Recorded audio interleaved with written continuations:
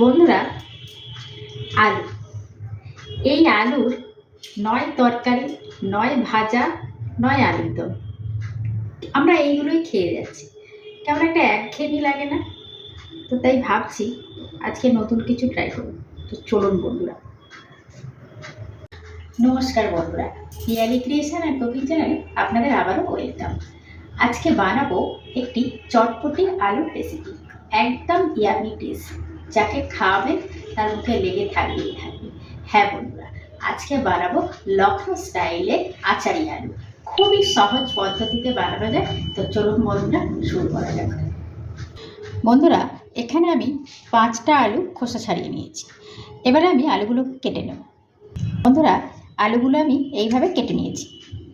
তো বন্ধুরা, এখানে আমি একটা হামানদিস্তা নিয়ে নিয়েছি।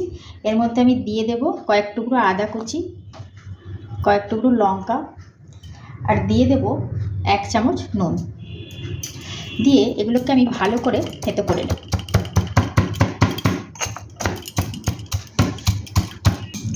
তো দেখুন বন্ধুরা, এইভাবে আমি আদাটাকে থেতো করে নেব। আমার আদা থেতো করা হয়ে গিয়েছে।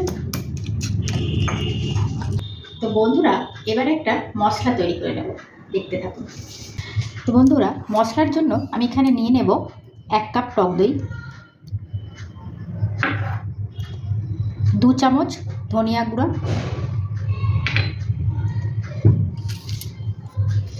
2 চামচ কাশ্মীরি লঙ্কার গুঁড়া, সামান্য পরিমাণ হিং, আর এখানে আমি নিয়ে নিয়েছি আমের আচার।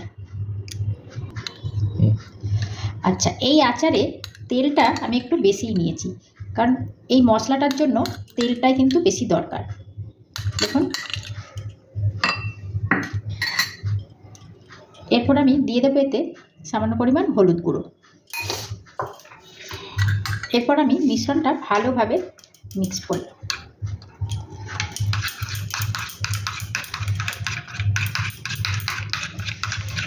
দেখুন বন্ধুরা, সুন্দর কালার চলে এসেছে। বন্ধুরা দেখুন, মিশ্রণটা আমার ভালোভাবে রেডি হয়ে গেছে। এবার আমি এর মধ্যে দিয়ে দেব আদা কাঁচা লঙ্কার পেস্ট, যেটা আমি আগে থেকেই থেতো করে রেখেছিলাম। এটিকেও ভালো করে এর সাথে মিক্স করে নেব।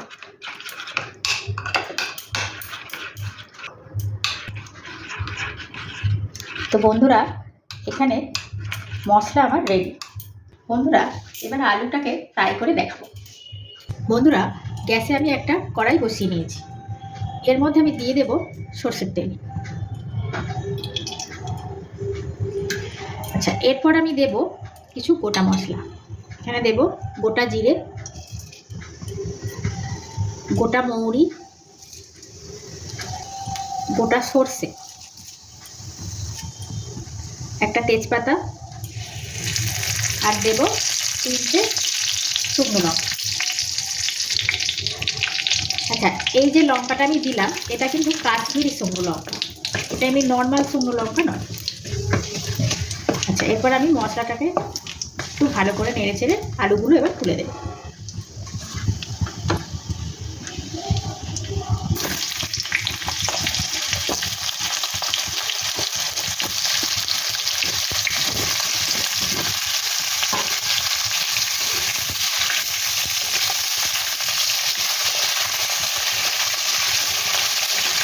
বন্ধুরা, আলুগুলোকে আমি লাল লাল করে ভেজে দেব। তো দেখুন বন্ধুরা, আলু আমার লাল লাল করে ভাজা হয়ে গিয়েছে। এরপর আমি দিয়ে দেব এই বানিয়ে রাখা পেস্ট। এই পেস্টটি হলো এই রেসিপির মেন ইনগ্রেডিয়েন্ট। তো চলুন বন্ধুরা, ভালো করে এটাকে কষাতে থাকি।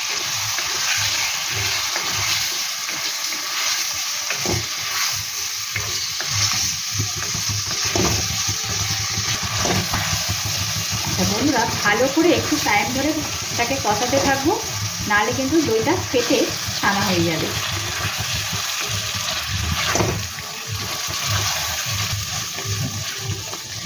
এই সময় গ্যাসের ফ্লেমটা লো করে দিয়েছি।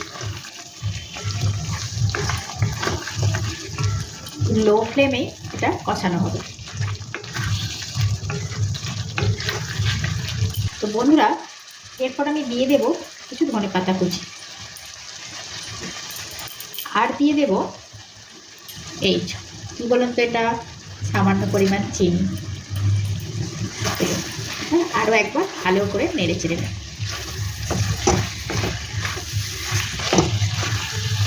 চিনিটা কেন দিলাম বলুন তো বন্ধুরা, এটা দিলে কি হয়, টক ঝালটা একটু ব্যালেন্স হয়।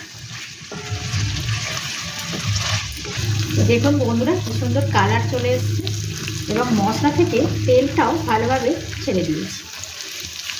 চলুন বন্ধুরা, এরপর আমি এর মধ্যে দিয়ে দেবো 1 বাটি জল। আচ্ছা, এই জলটা আমি দিয়ে দিচ্ছি মশলা ধোয়ারই জল। যে বাটিতে আমি মশলা রেখেছিলাম সেই বাটিতেই জল দিয়ে এর মধ্যে আমি দিয়ে দিলাম। এবার ভালো করে একটু নেড়ে চেড়ে নেব।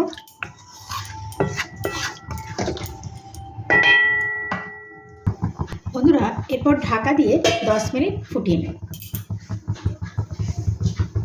বন্ধুরা, এই রেসিপিটির সাথে যাবে শুধু ময়দার রুটি। লুচি পরোটা তো যাবেই, তার সঙ্গে যাবে শুধু ময়দার রুটি। দারুণ টেস্ট লাগে। বন্ধুরা চলুন দেখি। এখন বন্ধুরা, লখনৌ স্টাইলে আচারি আলুর দম পুরোপুরি রেডি। চলুন এবার আমি আপনাদের নামিয়ে দেখাবো। বন্ধুরা, যেমন কালার এসেছে তেমন কিন্তু এর স্মেলটাও খুব সুন্দর বেরোচ্ছে। বন্ধুরা, এটা কিন্তু একদম নিরামিষ রেসিপি। একবার বাড়িতে ট্রাই করে দেখবেন, খুবই ভালো লাগবে। তো বন্ধুরা, ভিডিওটি ভালো লাগলে লাইক, শেয়ার ও সাবস্ক্রাইব করবেন। আজ এই পর্যন্তই, আবার দেখা হবে পরের ভিডিওতে। তো আজকের মতো টাটা বন্ধুরা।